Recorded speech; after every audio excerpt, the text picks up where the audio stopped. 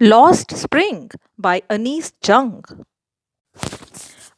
Jung is an Indian author. She has written several books dealing with social issues, including abused children and women's problems, and is noted for her lively and vivid descriptions. The following is an excerpt from her book, Lost Spring Stories of Stolen Childhood. Let me give you an introduction to the chapter. Lost Spring describes the pathetic and pitiable condition of poor children who are denied the joys of childhood due to the miserable socio-economic conditions prevailing in the world. They are condemned to live a life of poverty and exploitation. Instead of going to school, they find themselves forced into labor early in life. She also highlights the callousness of society and the government towards the sufferings of the poor. She makes an appeal to eliminate child labor by educating the children and strictly enforcing the laws against it. She wants them to enjoy the days of spring that will bring joy to their lives. She narrates stories of her interactions with underprivileged children. They lose their childhood while carrying the burden of poverty and illiteracy. In their bleak stories of exploitation, the author finds glimpses of strength and fortitude. They are sensitive and thought provoking portrayals. Dear students, you'll understand this very well if you keep your books open in front of you. I am now beginning with part 1. Sometimes I find a rupee in the garbage. Word meanings: scrounging, searching for, amidst, in the middle of. Every morning, the writer sees a young rag picker boy in her neighborhood. He is searching for resaleable material in the garbage dump. Although it is full of useless, discarded things, he shuffles it minutely as if he will get something as precious as gold from it. His name is Sahib. His home in Dhaka was in the middle of lush green fields.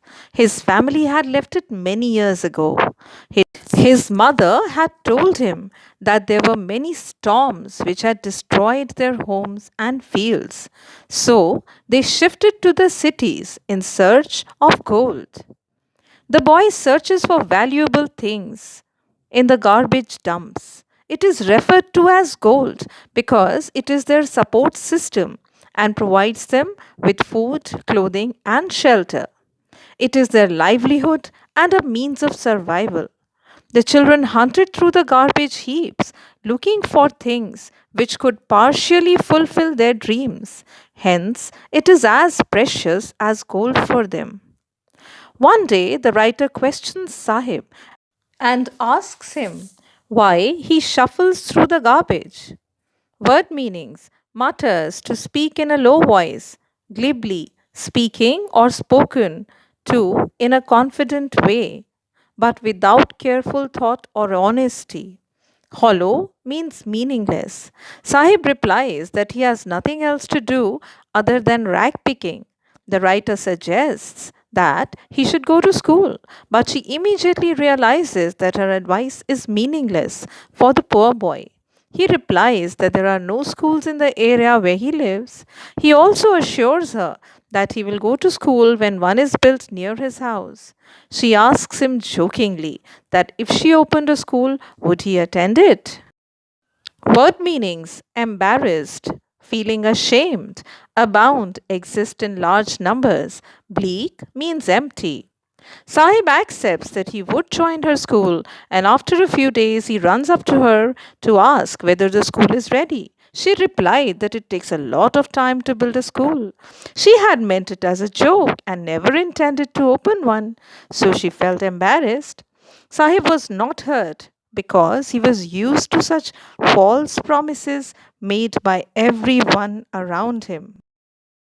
The writer had known Sahib for a few months but did not know his name. When she asked him, he said that it was Sahib-e Alam, which means Lord of the Universe. It is ironic because his name was in stark contrast to the miserable life he actually led. Word meanings barefoot, without footwear. He went around the streets with a group of boys who did not wear any footwear.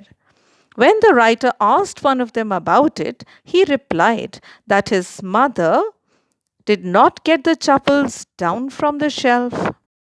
Word meanings perpetual state of poverty, never ending condition of being poor.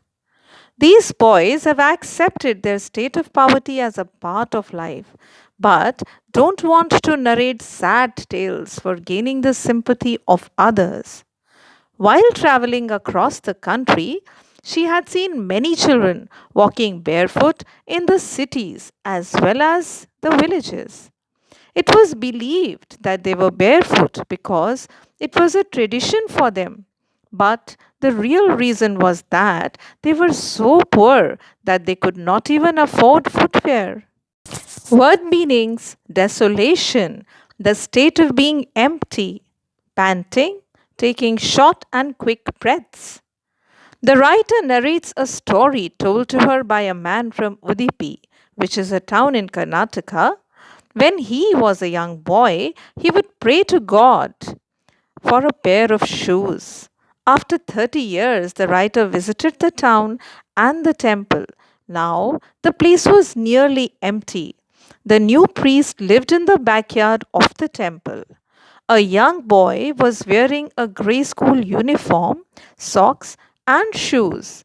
The writer wants to say that the financial position of the priest at the temple had improved over the last 30 years. Now he could afford shoes for his children. She was reminded of another boy who got a pair of shoes. He prayed to the goddess that he may never lose them. The goddess granted his prayer and he never lost his footwear. This shows us that the underprivileged value anything that they get because they have been longing for it since very long. She also notes that even though some of these boys got shoes, many others, like the rag pickers, were still without shoes. Word meanings an acquaintance is a contact. Periphery means outer area, metaphorically means symbolically. The writer describes the area where these ragpicker boys live. Simapuri, located on the outskirts of Delhi, was very different from the lifestyle of the capital of the country. It is metaphorically away means that they are not able to enjoy the basic necessities and facilities of life, such as proper food, clothes, sanitation, drinking water, and shelter, due to their impoverished condition. Word meanings squatters, people who unlawfully occupy unused land. Wilderness means a wasteland. Tar- Tarpaulin means heavy duty waterproof cloth. In 1971, when these rag pickers had migrated from Bangladesh, the area had been a wasteland. Simapuri was still a wasteland, but now it was not empty, as almost 10,000 rag pickers lived there in structures made of mud with roofs made of thin sheets of tin or plastic material. There was no sewage, drainage, or running water facility. They lived in unhygienic conditions. It was a piece of wasteland where the garbage of the city was collected.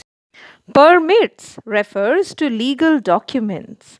Tattered means torn. The rag pickers had been living illegally in Simapuri for more than 30 years. They occupied the area without government permission or ownership. The politicians of the area have provided them with ration cards and voter identity cards.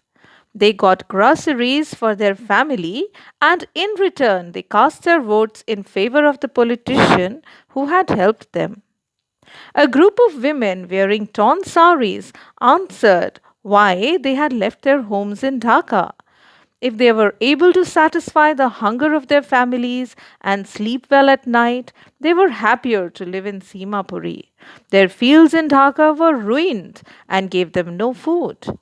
Other things like identity, education, shoes, and sports seem unattainable and are a part of their unfulfilled dreams.